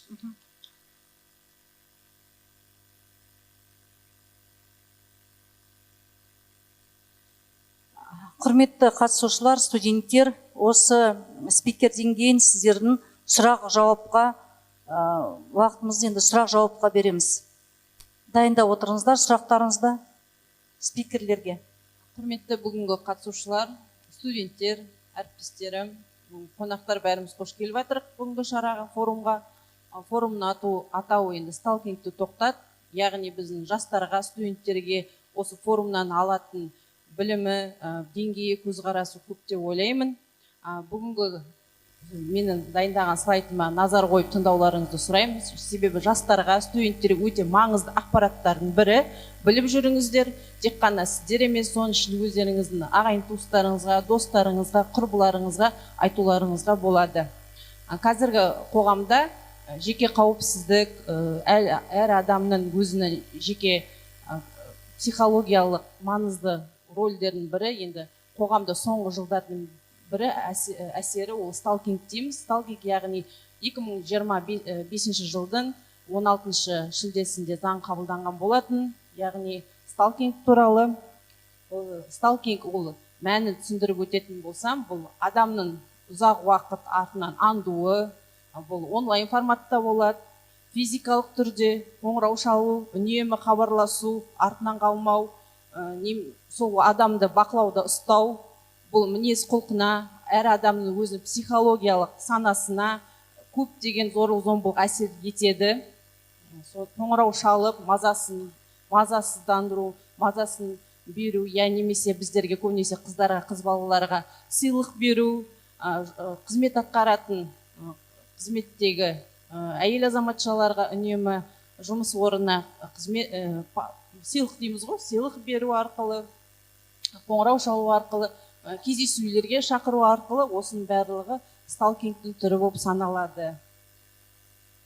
Бұл сталкингтің Қазақстан Республикасының қылмыстық кодексінің 115 бабының бірімен жауапқа тартылады. Яғни қандай жағдайда жауап түрлерін айтып кеткім келеді. Бұл 200 айлық есептік көрсеткішке дейін мөлшерде айыппұл салынады құқық бұзушыға, және не 200 сағатқа дейін мерзімге қоғамдық жұмысқа тартылады, не 50 тәулікке дейінгі қамаққа алынады.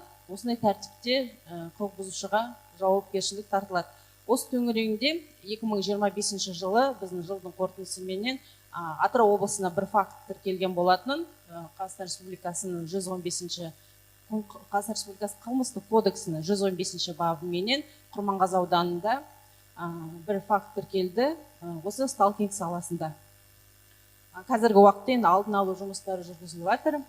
Сталкингтің негізгі белгілері үнемі хабарлама жазу, қоңырау шалу, адам жүрген жерлерінде бізде әлеуметтік желіде болғасын, қайда жүргенін қыз балдардың, көбінесе құрбандар қыз балдар болып келеді, өздері достарымен қыдырып жүргенде сол кездерде анду болып келеді. Әлеуметтік желілер арқылы таныстық, ақпараттар жинау, қоңырау немесе қысым көрсету, артынан қалмайым, немесе сен осы жерде жүрсің бе, мен қазір барам, тоқта деп бізде көбінесе қыз балдар ер азаматтарды мен жақсы көрем, немесе мен артында жүр, мен сондай ойда болады. Сондықтан ол үнемі андудың өзі қазір құқық бұзушы болғасын жауапкершілікке тартылатынын ескерткім келеді. Онлайн сталкингке тоқталатын болсақ, енді онлайн сталкинг цифрлық сталкингтің бір түрлі, цифрлық зорлық-зомбылықтың бір түрлі, интернет арқылы әлеуметтік желілер жүзеге асады. Ол жалған аккаунттар ашу, қазір жалған аккаунттың өзі жауапкершілікке тартылады. Пікірлер мазалау, фотоларын тарату жерге, немесе комментарий жазу арқылы дейміз, қазір пікір арқылы. Нақты қауіпті төнгендіктен сталкингтің психологиялық салдарына тоқталатын болсақ, үнемі қорқыныш, қай жерде жүрсе өзінің аңдығанын, сол адамның сезінуі, ұйқысының бұзуы, стресстік үреймен, яғни өзінің қоғамда депрессиялық бір психологиялық салдардың бірі, депрессияға да көңіл күйін болмауы. Физикалық қауіптерге келетін болсақ, кейбір жағдайларда сталкинг ол физикалық зорлық-зомбылықтың бір түрі әкелуі мүмкін. Ол үнемі бақылауда жүргендіктен бұл өмірінің қауіпсіз екенін біліп, күш көрсету арқылы ол физикалық қауіп болып саналады. Қандай жағдайда, егер сіз сол сталкингке тап болатын болсақ, осы студенттерге айтқым келеді, қонақтарға, залдағы бірінші міндетті түрде 102 операторына қоңырау шалыңыздар. Хабарлау сіздерді дәлелдейтін, мысалы артыңыздан қалып пікір қалдырып, WhatsApp желісі арқылы үнемі мазалайтын болса, скриншот жазбалары міндетті түрде болу керек. Сол адамның қай аккаунтта жазылғаны көрініп тұру керек. Дәлелдемелеріңіз болу керек. Алдын алу шараларына келетін болсам, жеке мәліметтерді ашық жарияламау. Сіз қалай осы сталкингтің алдын алуға бола аласыз, егер де сіз геолокацияңызды сөндіріп тастаңыз, міндетті түрде, егер сіз білсеңіз сізге қауіп төніп тұрғанын, және құпия сөздерді жиі ауыстырып тұрыңыз телефоныңыздан. Біз енді жастарды көбінесе өздері мобильді құрылымдарында бар. Бейтаныс аккаунттарды блоктау, сталкинг қаупі бар, қауіпі болса, оларды болмайтын әрекеттер, әр адамның қауіпсіз болуына, сүруіне құқылы, және де өзіңіздің алғашқы қадамы болып табылады. Және де айтқым келеді сіздерге, жалпы сталкингке сіз осылай тап болып жатсаңыз, көбінесе біздің студент қыздар, жастар жағы міндетті түрде 102 операторына қоңырау шалыңыздар, алдын алуға, және де өзіңізді қауіпсіздік екеніңізді сезіну үшін барлық мессенджерлерді өшіріп, қауіпсіз қоғамда өмір сүруге, енді бәрін соған қауіпсіз өмір сүруге, және де егер де сізде осындай жағдай болып жатса, міндетті түрде 102 операторына қоңырау шалуларыңызды сұраймын. Рахмет, Әйгерім Мұратқызы. Жақсы, нақты нұсқаулықтар беріңіз, өз-өзімізді қалай қорғау керек екенін. Енді бүгінгі кездесуде өте жақсы, маңызды кездесу болды деп ойлаймын. Дін жағынан, психологиялық жағынан, құқық жағынан үлкен мәселелер көтерілді. Енді бана психология жағына келетін болсақ, Дана Жайлаубайқызы мына жанұядан басталады деп спикерлеріміз айтып отыр. Мына бір мысал келтіріп келгім келгені, осы Америкада түрмеде жатқан адамдарға психологиялық бір анкета жүргізген екен. Қалай сіз осы түрмеге түстің дегенде, 85% мені жанұяда мен сен бекер тудым, сенен жаңағы ертең сен қызығыңды көрмеймін, сен емес мен асырайды, ана балам асырайды, сондай лишний ребенок, сондай айтып келген екен. Басынан Құттай туғаннан бастап, сені бекер тудым, сенен қызық көрмеймін, анадан көрем деп сөйтіп, уже Құттай кезінен бастап балаларға, бана біздің әріптесіміз айтып кетті, жақсы ата-ана болғаннан кейін сіз осындай азаматты тәрбиелеуге міндетсіз деп. Дүниеге әкелдім ба баланы, бүткіл сол міндет ата-анада, азамат етіп өсіріп шығу ата-анада. Оны Құттай кезінен балаға да осылай психологиялық қысым көрсетуге болмайтында осы жерде де жақсы айтылды. Енді құрметті спикерлеріміз, бүгінгі спикерлерімізге үлкен рахмет айтамыз. Сұрақтарыңыз спикерлерге, құрметті студенттер, студенттерде көріп отырсыңдар, өте тыныш бәрі осылай тыңдап отыр, мәселе бар. Сұрақтарыңыз болса, құрметті студенттер, қолдарыңызды көтеріп, өздеріңізді таныстырып, сұрақтарыңызды қойыңыздар. Бар ма? Иә. Студент сұрақ қоям деп жатыр. Береміз ба? Сәлеметсіздер ме? Қош келдіңіздер. Менде дағдарыс орталығы маманы бір сұрағым бар еді. Дағдарыс орталығы жәбірленушінің өмірлік жағдайын тұрақтандыру үшін қандай кешенді ұсыныстар бізге ұсынады деген сұрағым бар еді.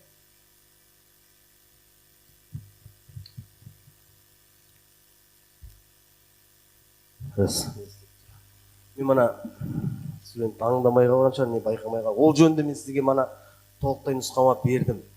Біздің орталыққа келгеннен кейін, енді біз тұрғын деп айтамыз ғой. Ол тұрмыстық зорлық зомбылық көргесін біз оларға 8 бағытта көмек көрсетеміз. 8 бағытта. Ол үшін бізде мамандарымыз бар, психологтарымыз да бар, заңгерлеріміз де бар, тәрбиеші мамандарымыз бар. Сол бағыттардың барлығында біз қызмет атқарып көрсетеміз. Сол уақытша паналау уақытының ішінде, мерзімінің ішінде. Енді түсіндіңіз бе? Басқа сұрақтарыңыз бар ма?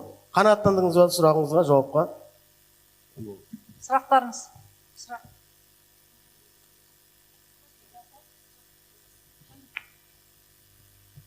Сәлеметсіздер ма, құрметті қонақтар. Мен қолданбалы экология мамандығының 3-ші курс студентімін. Есімім Қайрат Қызардақ. Менде мынандай сұрақ болып тұр. Жалпы қоғамда тұрмыстық зорлық зомбылыққа қарсы құқықтық мәдениетті қалыптастыру үшін қандай шаралар жүргізіледі және олардың нәтижесі бар ма? Нәтижесі қалай болады? Бұл сұраққа мен жауап берейін.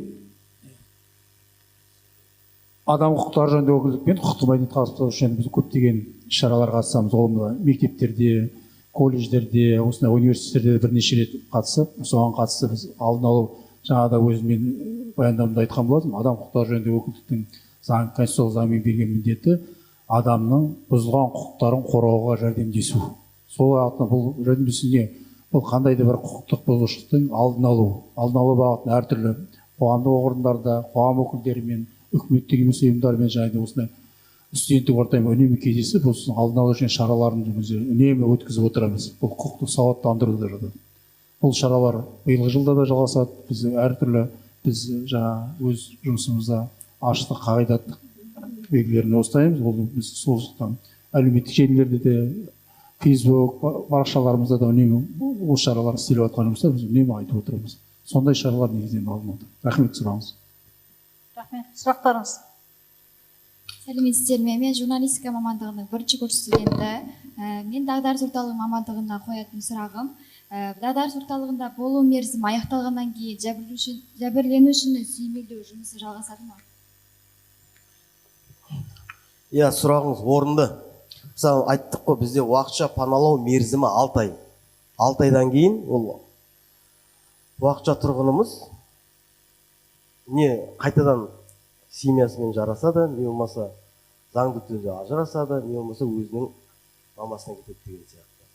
Ол кезде біздің іште сенім телефоны бар. Оған дейін ол тұрғынға біз өзіміз психологиялық, заңгерлік бәрін көмек болғаннан кейін, енді 6 ай ішінде уақытша паналап болғаннан кейін де ол кісімен үнемі қарым-қатынас жасап, контакт жасап отырады. Телефон соғып. Қазіргі жағдайыңыз қандай? Сосын өзімізде іште мысалы полиция қызметкерлерімен бірге арнайы іс-шара болсын, іс-шарасыз да рейдтік іс-шаралар жүргіземіз. Бізде паналап кеткен, мысалы, например, 2025-2024 жылы уақытша паналап кеткен тұрғындардың қазіргі жағдайы сұрақтар бойынша түсініп отырсыз ба? Сол кезде анықталады. Біреулер жақсы жарасып қайтып отбасы болып кетіп отырады, не болса біреулер ажырасып кеттім, қазір жұмысқа тұрдым, бала шағаларымның бәрін балабақша орналастырдым, мектепке орналастырдым деген сияқты. Бірақ ол сіздің айтқан сұрағыңыз өте орынды. Ол бойынша әрине ары қарата сүйемелдеп отырылады. Бұл енді 2 жыл отырамыз ба, 1 жыл отырамыз ба, не болса 2026-ның басында бастап кететін болса, 2026-ның келесі 2027-ның сондай бір определенный бір уақытқа дейін істеп отырамыз. Рахмет сұрағыңызға. Бар ма сұрақтар тағы да?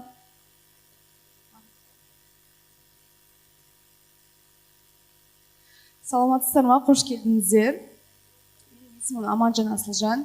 Жалпы менің сұрағым бар еді, Әйгерім Мұратқызына. Сталкинг кезінде адамдар қандай қателікті жиі береді? Сол жайында нақтылап айта кетсеңіз. Сұрағыңызға рахмет. Сталкинг жалпы бізде қыз балдары көбінесе жігіттермен, ер азаматтармен жүргенде жігітім мені жақсы көреді, мені артынан қалмайды, яғни сондай ойда көбісі. Үнемі егерде бақылауда болатын болса, қызғаныш сезімі болатын болса, ол отбасылық жағдайда да болуы мүмкін. Бізде әйел азаматша мен ер азаматтың ортасында ер азамат үнемі қызғанып, баратын жеріне жібермей, бір үйде ұстап отыратын жағдайларда болып қалуы мүмкін. Сол кезде осы артынан жүру жастар арасында көбінесе ер азаматтар қыздардың артынан жүріп, артынан қалмай, үнемі бақылауда ұстаудың өзі осы сталкингтің бір түрі болып саналады. Яғни ойы болуы мүмкін, жалпы татуласып кетеміз деп, алдағы уақытта жақсы болады барлық жағдай. Бірақ Қазақстан Республикасының әкімшілік құқық бұзушылық кодексінде осы отбасылық жағдай бойынша 73-ші бабының 1-ші бөлімінде татуласу тек қана сот арқылы беріледі. Бір-ақ рет татуласады. Ал егер 2-ші бөлімі, 3-ші бөліммен келетін болсақ, ары қарай әкімшілік жауапкершілікке тартылады. Жауабыңызды қанағаттандырдыңыз ба?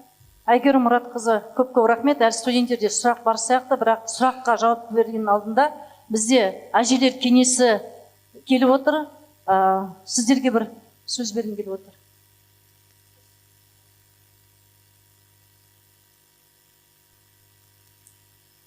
Саламатсыздар ма? Енді мына залда отырған адамдардың көбі студенттер, яғни біздердің немерелеріміз. Бүгін енді біздерде осы жерге шақырылдық. Себебі адам сендерден кішкентай адамдардан мынандай ақжаулықты әжелерге шейін өседі. Мен өзім 53 жыл заңгермін. Сондықтан қазір енді сталкинг туралы айтылып жатыр ғой, сіздер өздеріңіз білесіздер, бұл енді балама сөздер ғой, жаңағы. Сондықтан біздің қазақ тілінде сталкинг деген сөзді өздеріңіз көріп отырсыздар, жаңағы көп сөзден құралатын болғаннан кейін, сол алынған нәрсе өздеріне келген жаңағы терминменен айтылып жатыр. Менің айтайын дегенім, бүгінгі күні сіздерге осы жердегі, мына жерде отырған адамдардан артық мен сіздерге сталкинг туралы артық ештеңе айта алмаспын. Бірақ менің айтайын дегенім, сталкинг тек қана әйел адамды, бүгін енді әйелдердің құқық қорғау органдарының жаңағы жұмысы бойынша жасалып отырған нәрсе болсын, тек әйел адамдарға байланысты деліп отыр ғой. Шын мәнісінде сталкинг кез келген адамға, кез келген балаға байланысты болуы мүмкін. Себебі өздеріңіз көрдіңіздер, өткенде Шымкентте анау енді қоймағасын қайта-қайта жаңағы ар ұжданына тие бергесін, ешкімге де айта алмайды, ештеңе айта алмайды. Сонда өзі өшігіп, жаңағы балтаны алып келіп, шапқылап жүгіріп жүргенін көрдіңіздер баланың да. Сол кезде менің айтайын дегенім, ол сталкингті жаңағы сенің артынан қалмай жүрген кісі емес. Екінші жағы, жәбірленуші жағы қылмыс жасауы мүмкін. Сондықтан бұл нәрсені шын мәнісінде қазір осы жерде азаматтардың айтып отырғанындай дер кезінде жаңағы органдарға жеткізсеңіздер, құқық қорғау органдарында, онда өздеріңізді де өзгегенде қорғайсыздар. Себебі оның арты, мысалы жаңа сіздер жаңағы көріністі көргеніңізде, әуелі сталкинг, әуелі айтты, жаңағы артынан қалмай жүр, оның арты келіп, жаңағы күш қолдануға әсер болды. Сонда ол жерде сталкингтан ол асып кетті. Ал сондықтан одан ары қарай екінші түрлі қылмыс жасалып жатыр. Ал екінші түрінде жаңағы барған жеріне шейін ізінен бақылап барып, үйдің қасынан қарап жүріп, ең соңында ол қызды алып қашты. Яғни бірінші қылмыс екінші қылмысқа жалғасты. Сондықтан осындай бір қылмыс екінші қылмысқа жалғаспау үшін, өздеріміз жаманатқа қалдырмау үшін, шын мәнісінде жаңағыдай дер кезінде хабарлап отыру керек. Ол дейтін, шын анау артынан қалмай жүрген жігіттердің жасамайтыны жоқ. Мен мысалы бір жағдайды білем.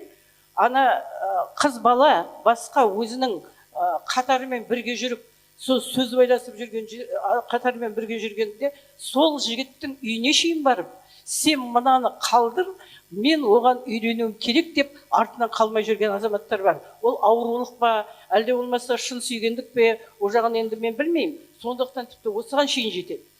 Сіздердің барлығыңызға денсаулық тілеймін. Мынау жаңа айтып жатыр ғой, шын мәнісінде барлығы жанұяға байланысты. Бүгінгі күні біздердің жанұяларымыз 100% керемет. Барлығымызды айналайын қарағым деп айтып, солай балаларымызды тәрбиеледік. Ешқандай ылас сөзі де айтылған жоқ, ешкімде ешкім соққан жоқ, ұрған жоқ, жамандық жасаған жоқ деп айта алмаймыз. Біз әрқилы жанұяларда тәртіп көріп жатырмыз. Әрқилы жанұяда осындай өсіп жатырмыз. Бірақ анау адамдар солай жасап еді деп, біз өзіміз ол жолға түсуге тиісті емеспіз. Сіздер ертең әке боласыздар, ана боласыздар. Сол кезде өздеріңіздің жанұяларыңыз үшін өздеріңіз жауап бересіздер. Міне біздердің бүгінгі күні осы жердегі мына ұйымдастырушылардың айтайын деп отырғаны ең соңында әрбір адам, әрбір жанұя, әрбір адамға сіздердің өмірге келтіретін балдарыңызға жақсы өмір болсын. Біздің елімізде бақ береке ырыс нәсіп болсын. Кешегі президентіміз құрылтайда айтқандай, біздің қазақтың салт дәстүрімен ұят болады, жаман болады деген сөз, соны біздер қашанда да ешқашан жадымыздан тастамай, жақсылықпенен, бір-бірімізбен сыйластықпен жүрейік деген ниетте жасалып отырған шара. Аман жүріңіздер. Рахмет сізге. Келесі.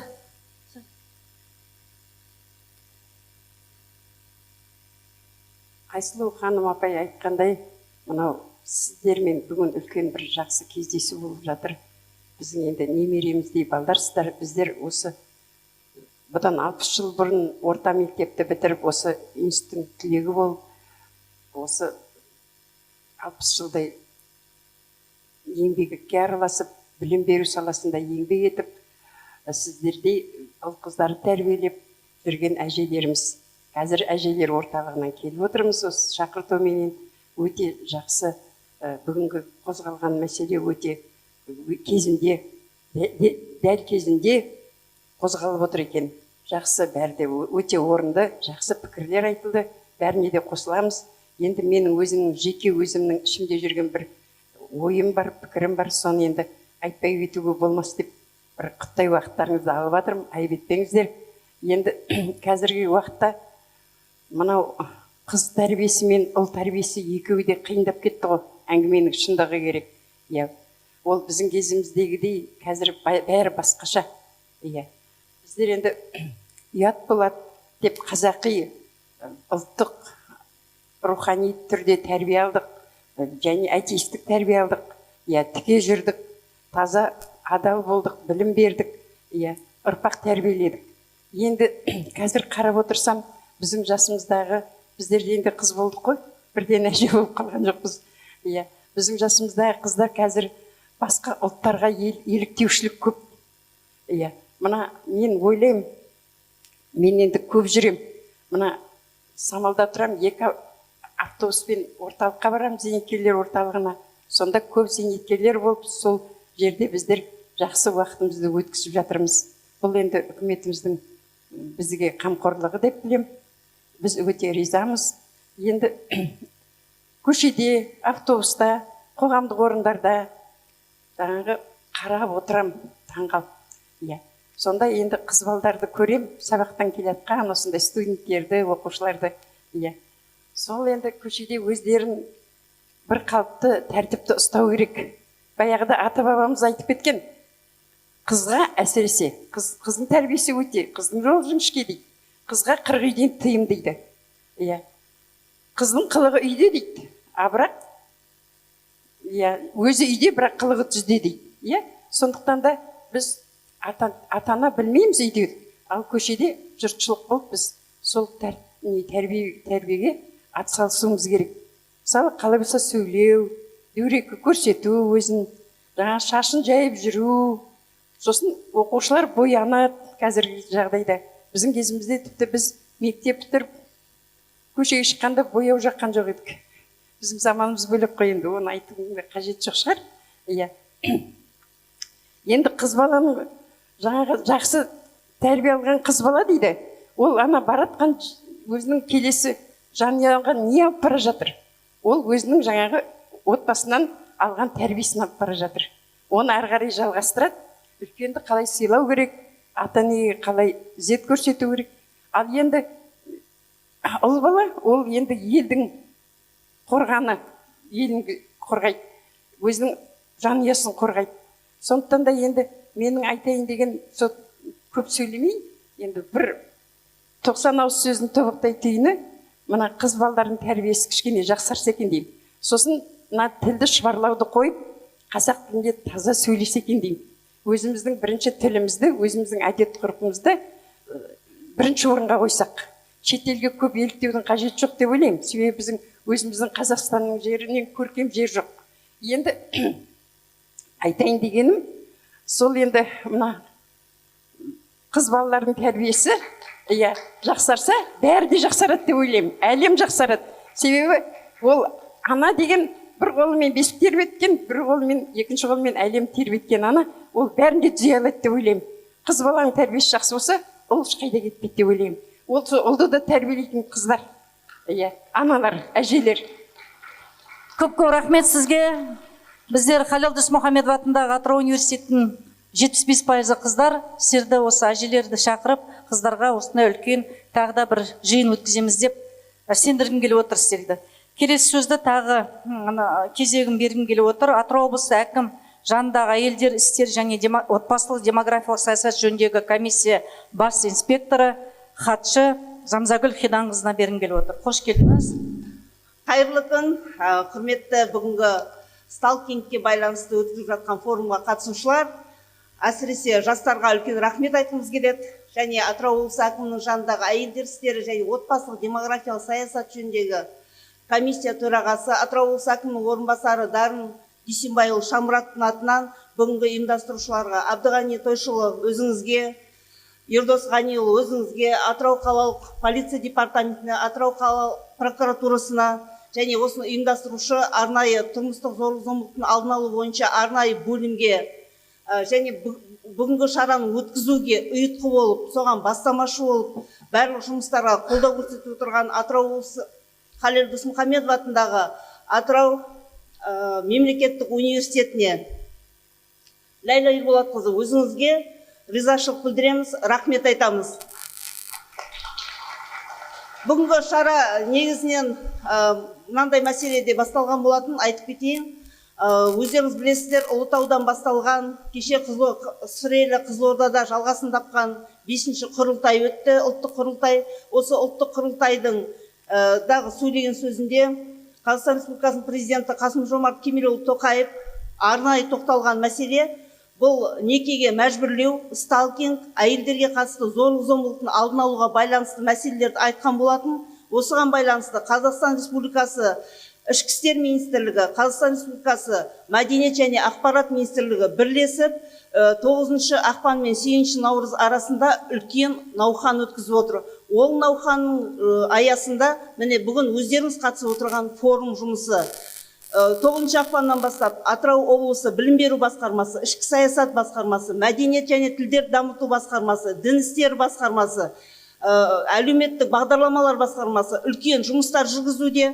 Оның барлығында да негізгі мақсат бұл жастармен жұмыс. Оның ішінде қыз балалар, мәселен қыз балалар болса, жалпы жастарға арналатын ақпараттық жұмыстарды күшейту және олардың әр жастың өзінің құқын білуге, сауатты болуға, өзінің адам ретінде өзін қалай ұстау мәдениетіне үйрету. Осы бағытта сіздерге бүгін сіздің алдарыңызда үлкен ағаларыңыз, апаларыңыз үлкен сізге тұшымды ойлармен бөлісіп, жақсы ақпараттарын берді.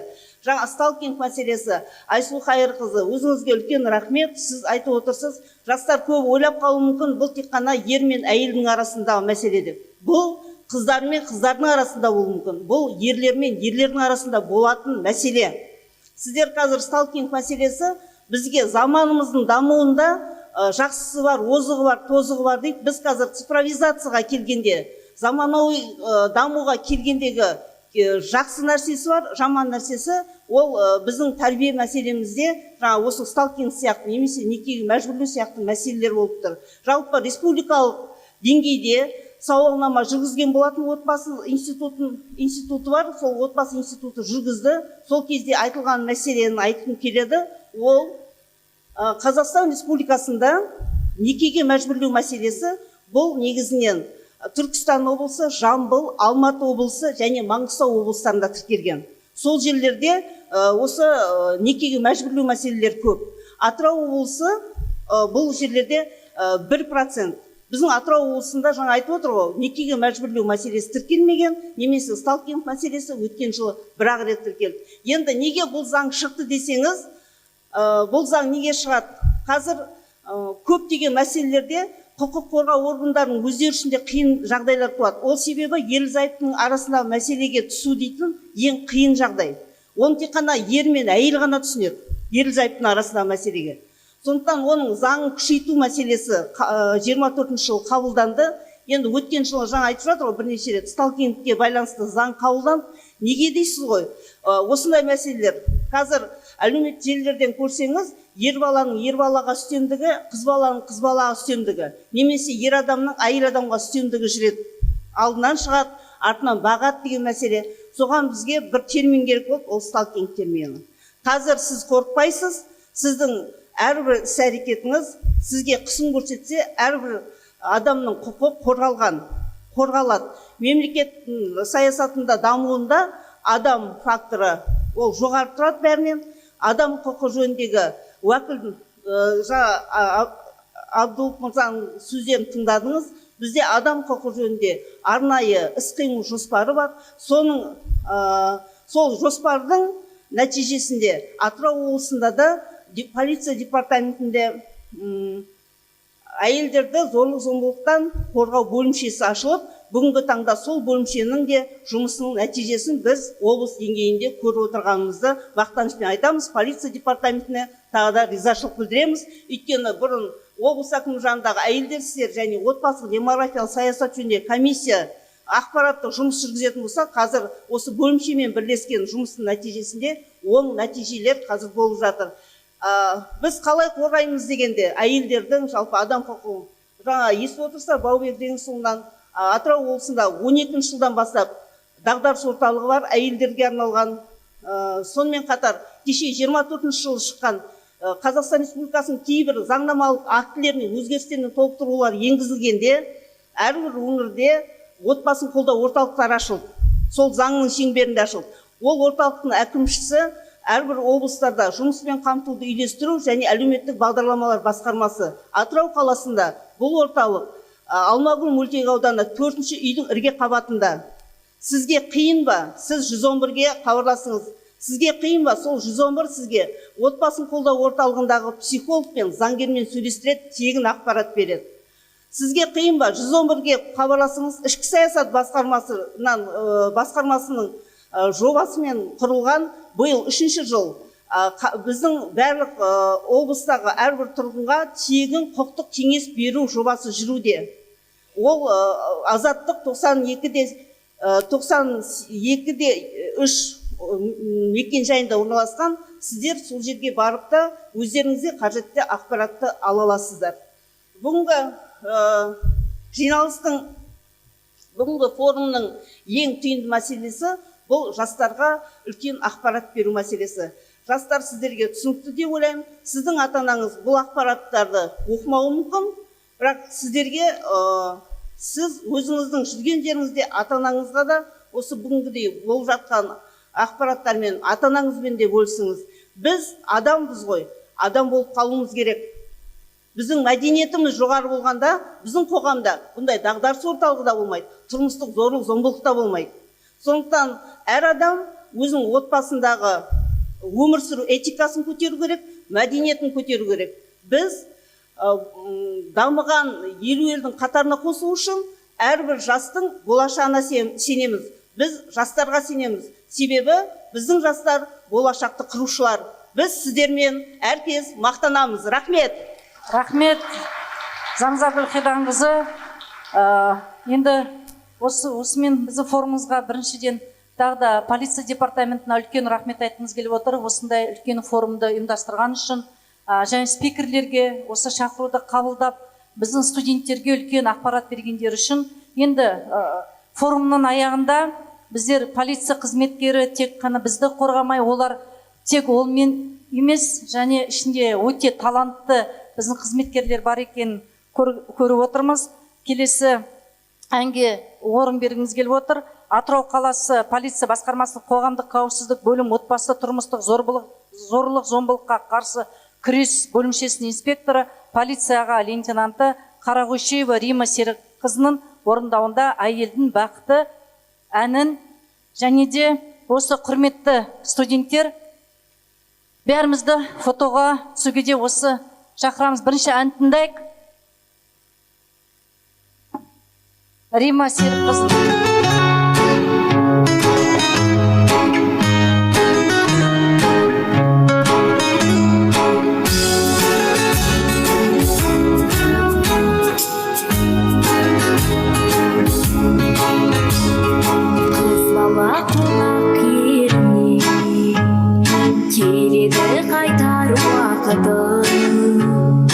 Қадірін білер келіне, жар болу әйел бақыты, жарығына жұлдызды, бесік жарыңды тыңдатып, әйелге арлы қызын, анасы атану жұмбақы.